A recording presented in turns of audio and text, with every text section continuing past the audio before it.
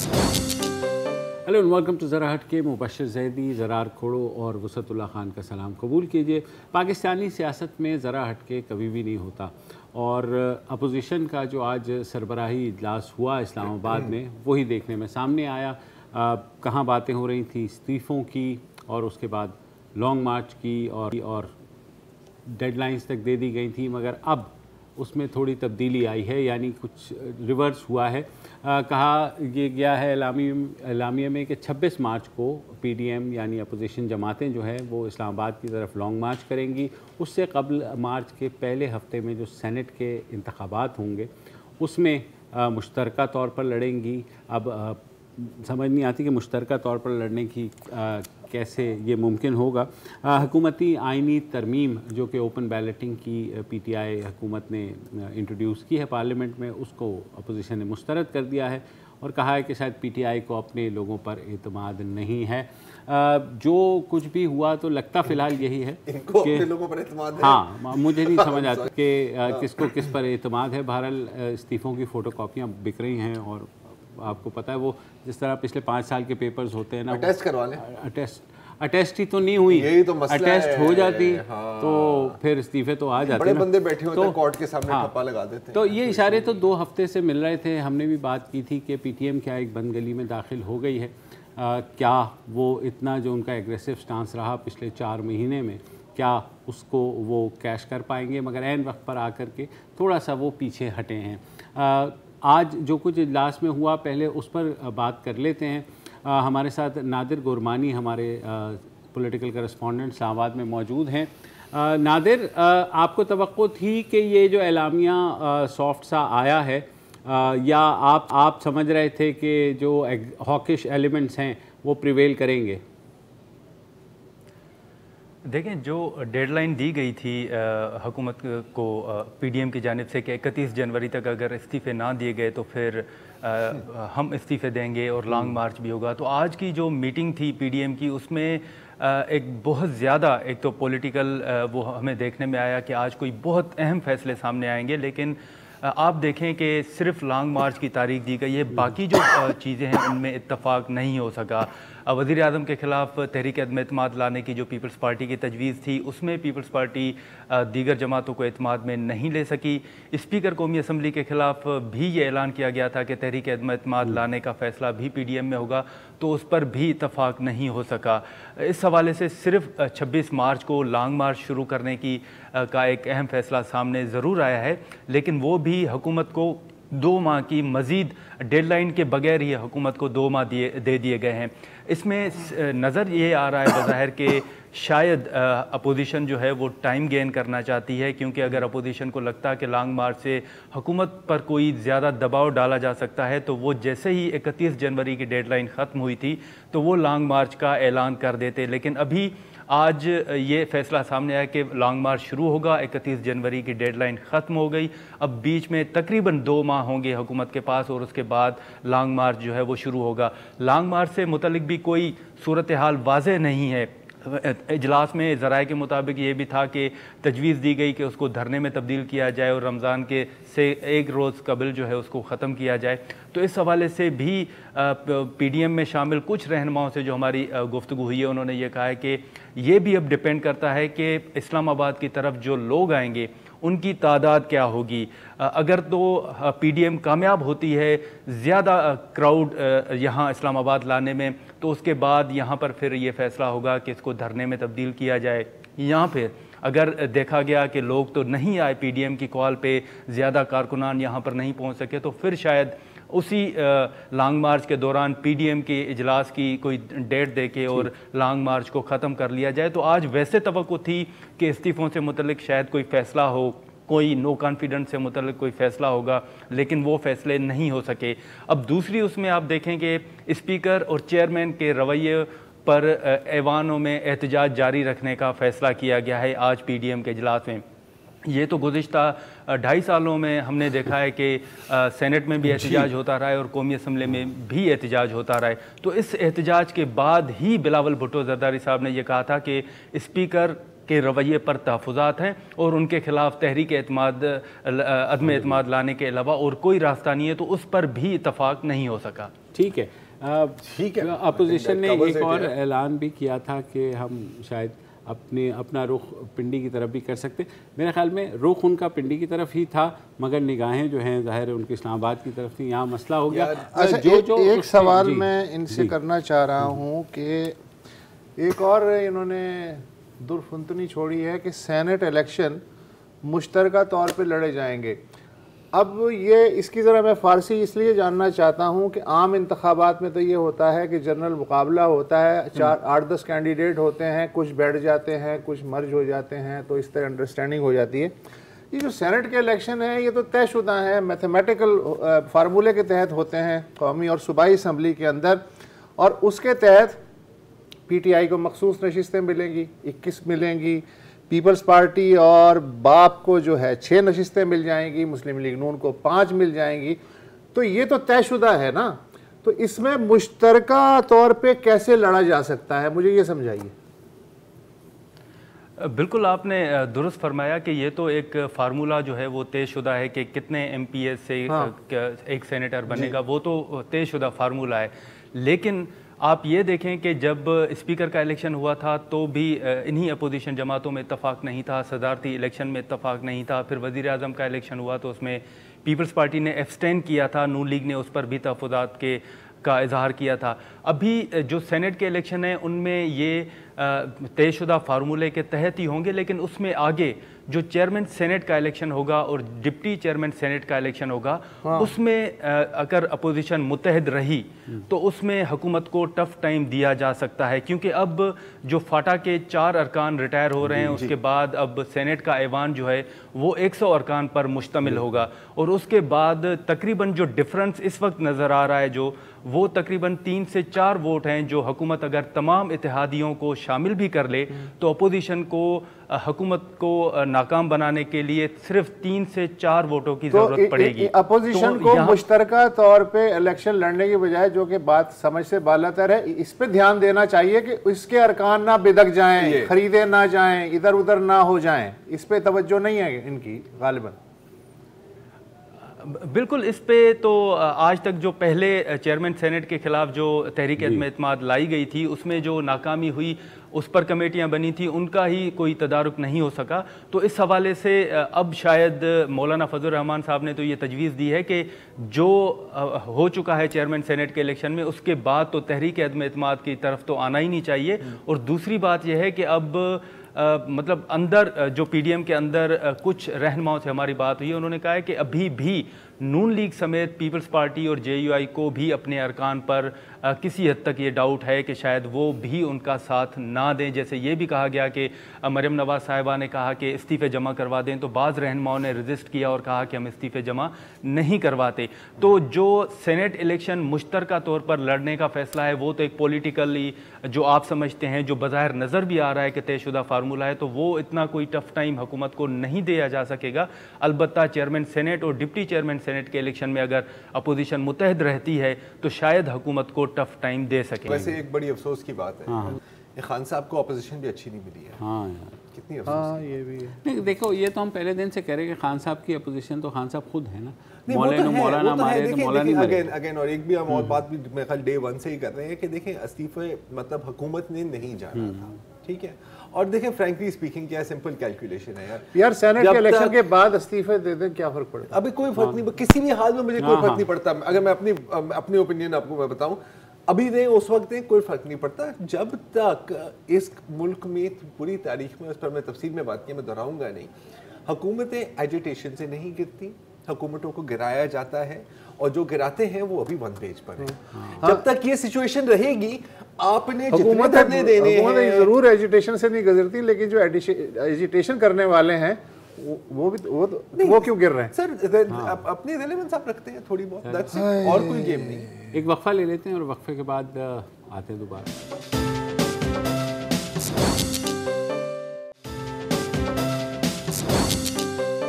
Welcome back. آپ نے Napoleon Bonaparte کا نام تو سنا ہی ہوگا, کافی مشہور شخص ہے. ان کی کہاوت ہے کہ جب آپ کا مخالف کوئی غلطی کر رہا ہو نا, تو اس کو روکے مت, غلطی کرنے دیں. اور آج کل بھارت میں کچھ ایسا ہی چل رہا ہے. آپ کو پتہ ہے جو कल हुआ था, रेहाना की ट्वीट आई, उसके ऊपर एक गलाजत का तूफान शुरू हो गया हमारे ये भक्तों के से, and then so on and so fourth.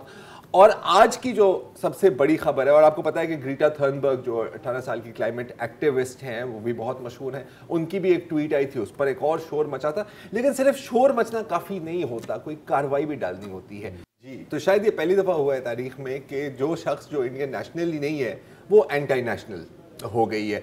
अच्छा, ये जो बात कर रहे हैं ना, अच्छा, वी केम टू नो कि शी ट्वीटेड, जैसे कोई 6 साल का बच्चा ट्विटर को एक्सेस नहीं कर सकता सर, www.twitter.com है, आपको डोंट नीड टू नो यार, सब कुछ सामने है। इंटेलिजेंस एजेंसीज ने मतलब यार, अच्छा मैं आपको बताऊं थोड़ी सी किस चीज पे बात हो रही है। ये जो लिस्ट है और ये जो प्रोपेगेंडा मटेरियल है, ग्रीटा ने जो पहली ट्वीट की थी उसके साथ एक गूगल डॉक्यूमेंट ऐड की थी और उसमें लिखा हुआ था कि अगर आप इनकी हिमायत करना चाहते हैं तो ये कुछ फैक्ट्स हैं और ये कुछ चीज़ें हैं जिन पर आप बात कर सकते हैं। अच्छा, फिर उसने डिलीट कर दी और यकीनन ये तो बड़ी मतलब शक की बात है, आप डिलीट क्यों कर रहे हैं? डिलीट उसने की क्योंकि वो पुरानी वर्जन थी, उसके बाद अगली 2-3 ट्वीट्स में ना उसने अपनी नई वर्जन भी डिलीट कर दी, but they didn't get to know that, ठीक है ना, क्योंकि वो भी व्हाट्सएप पर ही आती होगी ना बॉस। अच्छा, इसके साथ साथ जाहिर है कि मुजाहरे भी हो रहे हैं और एक वहाँ पर पार्टी है, नाम याद नहीं आता, हिंदू मंच पार्टी या ऐसे कुछ, उन्होंने ग्रीटा थर्नबर्ग की तस्वीर भी जलाई हैं और उसके साथ मियाँ खलीफा के खिलाफ भी नारेबाजी हुई है। और इनफैक्ट ये नीचे पीछे लिखा हुआ है, मियाँ खलीफा रीगेन्स कॉन्शियसनेस, ये कहना चाह रहे थे कि मियाँ खलीफा होश में आओ। गूगल ट्रांसलेट ने थोड़ा सा उसको उल्टा कर दिया, वो इन लोगों ने छाप दिया। रेहाना बाजी, लेफ्टिनेंट कमांडर रेहाना की भी इन लोगों ने तस्वीरें जलाई हैं और मीना हारिस की भी, मीना हारिस जो है कमाला हैरिस की नीस, कमाला हैरिस की नीस। और उसके बाद आज मीना हारिस की ट्वीट आती है कि मैंने लोगों के हकूक पर बात की है और ये इसका रिएक्शन आया है। तो अगेन ये 100% खुद कफील है इन चीजों में। अच्छा, साजिश कितनी बड़ी है ये, साजिश इतनी बड़ी है, मैं थोड़ा आपको एक मैं बॉल बना के फेंकता हूँ। आरती टिक्कू सिंह, ठीक है, आप याद होगा यूनाइटेड नेशंस कांग्रेस में भी उन्होंने डिफेंड किया था मोदी हुकूमत को। उसने कहा कि भारत पर एक कोऑर्डिनेटेड अटैक हो रहा है एक अनहोली अलायंस का। अलायंस में कौन है? वेस्टर्न कैपिटलिज्म, चाइनीज कम्युनिज्म और पाकिस्तानी इस्लामिज्म। अगर आज के बाद किसी ने जाहिद हामिद साहब का मजाक उड़ाया ना यार, मेरे से बुरा कोई नहीं होगा। नहीं, ये तो नेक्स्ट आप आरती टिक्कू की बात कर रहे हैं। मैं एक और जो है तोहफा आपकी खिदमत में पेश कर सकता हूं, वो है बीजेपी के तर्जुमान संपित पात्रा साहब, ठीक है। उनको इतनी जल्दी थी कि उन्होंने कायदे हिज़्ब इख्तिलाफ जो वो अपना राहुल गांधी को, रिहाना को और मियाँ खलीफा को एक ही तराजू में रख के तोल दिया। चाइना टाउन रेस्टोरेंट में जाके मैंने देखा था, ये चाउमीन खा रहा था। मतलब राहुल गांधी को अपोजिशन का भी नहीं, राहुल गांधी रिहाना और मियाँ खलीफा के साथ मिलकर साजिश कर रहे हैं और भी गुजरा, मतलब वो तो राहुल गांधी में फूंक भरा। राहुल गांधी मियाँ खलीफा और रिहाना के साथ मिलकर साजिश कर रहे हैं। बिल्कुल, जरा चेक करें। मतलब यार मैं थोड़ा सा जेलस हो रहा हूँ से फ्रैंकली स्पीकिंग। अच्छा, अब जाहिर है कि इनका काउंटर प्रोपेगेंडा भी चल रहा है। हाँ, तो अगेन कल हमने, आपको याद है, शोले का क्लिप चलाया था, हाँ मतलब बसंती वाला। आज ही हेमा मालिनी साहिबा की भी एक ट्वीट आई है अगेन हुकूमत के हक में। अगर वो ट्वीट जरा स्क्रीन पर अगर हम चला दें कि जी ये जो फॉरेन सेलिब्रिटीज़ हमारी ग्लोरियस कंट्री के बारे में बात कर रहे हैं, ये स्टेटमेंट्स कर रहे हैं, ये क्या हासिल करना चाह रहे हैं और किसको खुश करना चाह रहे हैं। अब थोड़ा सा गौर में देखिए, एक गलती हो गई है यहाँ पर हेमा साहिबा से कि जो व्हाट्सएप पर मैसेज आया था ना, उसको पोस्ट करने से पहले वो कोटेशन के मार्क हटाना भूल गई हैं। वो कोई किसी ने बताया नहीं होगा। इसका मतलब लेकिन मुझे इसका मतलब ये होता है कि जैसे ही उनको मिला है उन्होंने वो पूरी, जैसे ही लिखा होता है ना कि यार ये कोड कर सकते हैं, मतलब ये सिंडिकेटेड और ऑर्केस्ट्रेटेड मैसेज कॉपी पेस्ट कर दिया। मुझे लेकिन ज़्यादा दुख ये है कि जो उनको एडवाइस मिली थी कि इन कुत्तों के सामने ना नाचना, लेकिन उन्होंने इग्नोर कर दिया। इसी बात पर यार वो वैसे बीजेपी की एमपी रह चुकी हैं, आप क्या बात कर रहे हैं? ये भी है। वक्फा लेते हैं, उसके बाद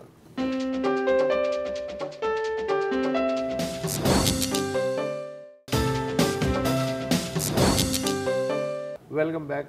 ये जो हल्ला मचा है रिहाना की ट्वीट से और फिर बाकी इंटरनेशनल सेलिब्रिटीज़ और फिर बॉलीवुड और क्रिकेट टीम और खिलाड़ी सब मैदान में कूद गए, एक भसड़ मच गया है।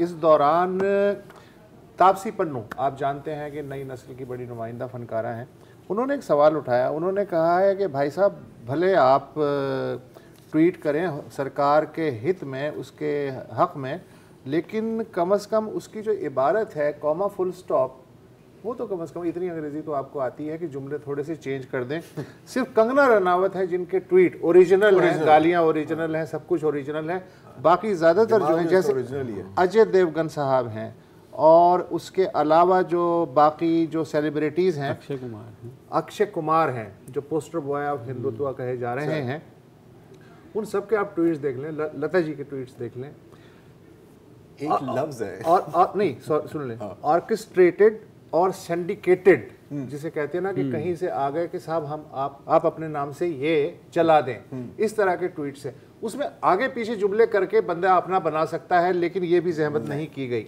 अच्छा, ऐसा नहीं है कि ये एकतरफा गेम है, उसी फिल्म जगत में से रेजिस्टेंस भी आ रही है। मसलन जैसे सोनाक्षी सिन्हा है, दबंग की हीरोइन और शत्रुघ्न सिन्हा की साहबजादी, उन्होंने इंस्टाग्राम पे लिखा है, काउंटर अटैक किया है इन लोगों पे कि ये जो आवाज़ें बुलंद हो रही हैं इंटरनेशनल लेवल पे वो दरअसल इंसानी हुकूक की खिलाफ वर्जी, इजहार पे कदगन, रियासती प्रोपेगेंडे, नफरत आमेज़ बयानात और इख्तियार के अंधाधुंध इस्तेमाल के खिलाफ आवाज़ें हैं।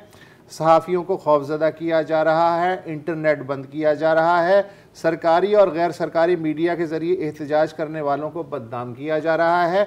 नफ़रत अंगेज़ नारे जैसे देश के गद्दारों को गोली मारो सरदारों को, या थोड़ा सा चेंज किया। जब मुस्लिम एजिटेशन हो रहा था शरीयत के कानून के खिलाफ तो गोली मारो सालों को था, अभी चेंज कर दिया है गोली मारो सरदारों को। वही सरदार जो तकरीबन 22 से 25% भारतीय मुसल्लह अफवाज का हिस्सा हैं, उनके खिलाफ इस तरह के नारे लगाए जा रहे हैं। यही है वो मसला जिसकी जानिब आलमी तवज्जो मबजूल हो रही है, मगर हमें तस्वीर ये दिखाई जा रही है कि जैसे बैरूनी क़ुव्वतें हमारे मामलात में मुदाखलत कर रही हैं। बराए करम इस मौक़िफ़ पे आंखें बंद करके यकीन मत कीजिए। बात सिर्फ इतनी सी है कि एक इंसान दूसरे इंसान के हक की हिमायत कर रहा है। आपने बैरूनी कुव्वतों की बात की, तो मेरे ख्याल है स्टेट डिपार्टमेंट से भी तो आज कोई स्टेट डिपार्टमेंट से भी बिल्कुल आया है, नीम गरम का हाँ आया है। अच्छा, और मैं चूँकि इसको इसलिए अहमियत दे रहा हूँ कि ट्रंप और मोदी की यारी के बाद जो नया बाइडन दौर शुरू हुआ है, उसमें हालांकि दरमियाने दर्जे का बयान है, लेकिन फिर भी मेरे हिसाब से सिग्निफिकेंट है अमरीकी दफ्तर खारजा का बयान कि पुरअमन इज्तिमात एक फलती फूलती जमहूरियत की निशानी है। भारतीय सुप्रीम कोर्ट ने भी यही कहा है, हम चाहते हैं कि फ़रीक़ैन पुरअमन तौर पे इख्तलाफात हल करें, और हम समझते हैं कि इंटरनेट समेत इत्तलात तक बिला रुकावट रसाई एक मुतहर्रिक जमहूरियत का हिस्सा है। अच्छा, इस पे जो भारतीय दफ्तर खारजा है उसके तर्जुमान अनुराग श्रीवास्तव, उन्होंने कहा है कि जी 26 जनवरी को लाल किले के बाहर जो तोड़ फोड़ और तशद्दुद हुआ उसे वैसे ही देखा जाना चाहिए जैसे 6 जनवरी को कैपिटल हिल पे यलगार हुई थी। ये याद नहीं रहा कि ये इनके दोस्त ट्रंप के हामियों ने यलगार की। अगली बार ट्रंप सरकार का जो नारा लगा तो नहीं हो सकता ना, लेकिन उसको ताने में पता है यही है कि इनको एक्शन से इतनी फिक्र नहीं होनी चाहिए जितना इनकी रिएक्शन से। अब आप देखिए, मीना हैरिस को आपने अटैक किया और गंदी गंदी गालियां, मैं दोहरा नहीं सकता, रेहाना को, और ये सारी जो ये स्टेट डिपार्टमेंट की जो है ना, ये क्रेडिट गोज टू रेहाना बाजी इन माय ओपिनियन। उससे पहले तो कोई कुछ नहीं कह रहा था ना। अब मैं फ्रांस 24 पे भी देख रहा था, हाँ, एक हाथ से आप राफेल बेचते हो, दूसरे हाथ से आप नेगेटिव कवरेज भी करते हो, कितनी बुरी बात है। अच्छा, कुछ लोगों को धीरे धीरे समझ आ रही है कि यार हमने शायद एक ज़माने में गलत स्टांस ले लिया था। मैं थोड़ा सा आपको रिमाइंड करना चाह रहा हूँ दोनों को। 2014 में आपको याद होगा, बड़ी मशहूर टेनिस प्लेयर मारिया शारापोवा से एक सवाल पूछा गया कि आपको सचिन तेंदुलकर के बारे में आपका क्या ख्याल है, तो उसने कहा सचिन कौन, ठीक है, और फिर मतलब तूफान यार तुम कौन होती हो, सचिन हमारा ये है, हमारा वो है। आज अगर आप मारिया शारापोवा के फेसबुक पेज पर जाएं तो जितने वो उस वक्त जो मलयाली हैं जिन्होंने उनको उस वक्त गालियां दी थी, पूरा पेज भरा हुआ, ये चेक करें, पूरा पेज भरा हुआ है कि जी अब मैं माफ कर दे, हम भी आप कह रहे हैं कि यार सचिन कौन है हम नहीं जानते इस बंदे को। सचिन ने भी सिंडिकेटेड ट्वीट आगे बढ़ा दी थी। तो ऐसे होता है, इस तरह चीजें पलटती हैं, और इनको और कोई टैक्टिक आता नहीं है। मसला ये है ना, इनके पास एक एसओपी है कि प्रोपेगेंडा करो, दबा दो, तकसीम करो और फिर ऑपरेशन नहीं। लेकिन अब तुम ये बताओ कि जो इंटरनेशनल रिएक्शन भी आ रहा है, जाहिर है एक प्रेशर तो फील कर रही है ना मोदी गवर्नमेंट, तो अब ये फाइनल स्टेप क्रैकडाउन की शक्ल में निकलेगा या पीछे हटेगा? यार कहना तो मुश्किल है, मैं नहीं खाली पीछे हट सकते हैं, क्योंकि देखिए इनकी सारी चीज़ है इमेज पर, ठीक है, मीडिया पर आप झूठ बोलो इमेज के लिए, फॉरेन पॉलिसी भी इनकी डोमेस्टिक पॉलिटिक्स पर डिपेंडेंट है, ये आप इस पे आप देखें तो ये ऐसे होता है ना कि वो एक किसी ने कहा था ये डिक्टेटर्स के बारे में कि ये शेर पर सवार होते हैं और ये शेर से उतर नहीं सकते क्योंकि शेर इनको खा जाएगा। वक्फा लेते हैं, उसके बाद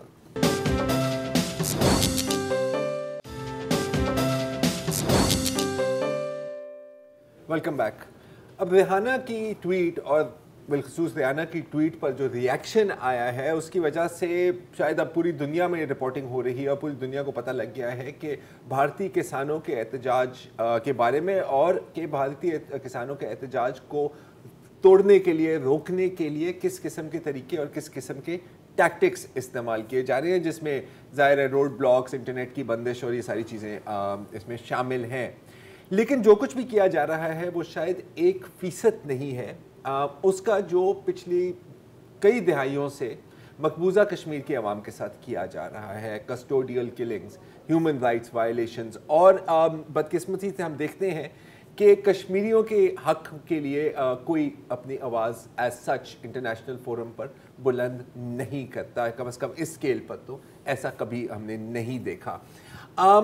इसी चीज़ पर बात करने के लिए हमने थोड़ी देर पहले बात की थी मिर्ज़ा साहिब बेग से, जो यूके में होते हैं और एक बहुत ही नामवर कश्मीरी, ना सिर्फ नामवर कश्मीरी वकील हैं, पहले कश्मीरी हैं जिनको कोफ़ी अनान स्कॉलरशिप मिली थी वहाँ पर, और एक एक्टिविस्ट भी हैं जिनकी स्ट्रगल है कश्मीरी मकबूजा कश्मीर के लोगों की सिविल और पॉलिटिकल राइट्स के लिए के बारे में।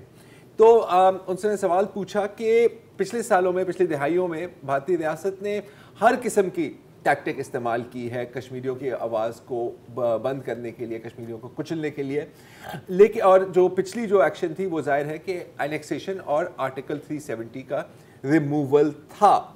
लेकिन इसके साथ साथ एक और टैक्टिक भी इस्तेमाल की जा रही है जो शायद इनसाइड टैक्टिक से ज़्यादा ख़तरनाक है, और वो है इकोनॉमिक स्ट्रैंगुलेशन, कि कश्मीर की जो भी मईशत है उसको मुकम्मल तौर पर तबाह किया जाए। तो मिर्ज़ा साहब, ये जो तरीका है ये किस तरह इम्प्लीमेंट, ये टैक्टिक किस तरह इम्प्लीमेंट की जा रही है और इसके क्या नतीजे हैं? Thank you for inviting me to your program. देखिए, सबसे पहली बात इसमें यही है कि कश्मीर एक मुतनाज़ा इलाका है जिसकी वजह से कश्मीरियों के लिए जुल्म और जबर रोज़मर्रा की ज़िंदगी का एक हिस्सा बन गया है। लेकिन इस तनाज़े की वजह से कश्मीरी अवाम में सियासी बेदारी भी ज़्यादा होती है, और इसलिए कश्मीर में कितनी जमहूरियत है और कितनी दिखाई जाती है इससे कश्मीरी अवाम बखूबी वाकिफ़ है। पिछले एक साल में किसी भी किस्म के मुमकिना एहतजाज को रोकने के लिए सख्त तरीन इक़दाम नाफिज किए गए थे। इंटरनेट और मोबाइल फ़ोन सर्विस बंद करके कश्मीर का बैरूनी दुनिया से राबता मुकम्मल तौर मुनफ़िका कर दिया गया था। समाजी कारकुनों और सहाफ़ियों के अलावा नौजवानों को बड़ी तादाद में गिरफ़्तार किया गया था, और इन इक़दाम की वजह से पिछले एक साल में कश्मीर में $5 बिलियन का नुकसान करवाया गया है। सयाहत 80% कम हुई है और एक्सपोर्ट 60% से गिरा है। इस सब से कश्मीर की मईशत पे एक गहरा इक़्तिसादी दबाव डाला जा रहा है ताकि आवाम के पास मज़ाहमत करने के लिए भी कोई गुंजाइश न बचे। मकसद ये है, जैसे मिर्ज़ा साहब बता रहे थे, कि अगर आपको अब ये नहीं पता कि आपकी अगली रोटी कहाँ से आने वाली है और आपकी बिजनेस ही ख़राब हो गई है, तो फिर चॉइस आपके साथ होती है कि या तो अपना पेट पालो या तो फिर एहतजाज करो। स्ट्रैटेजी ये है, पता नहीं कितनी कामयाब होगी।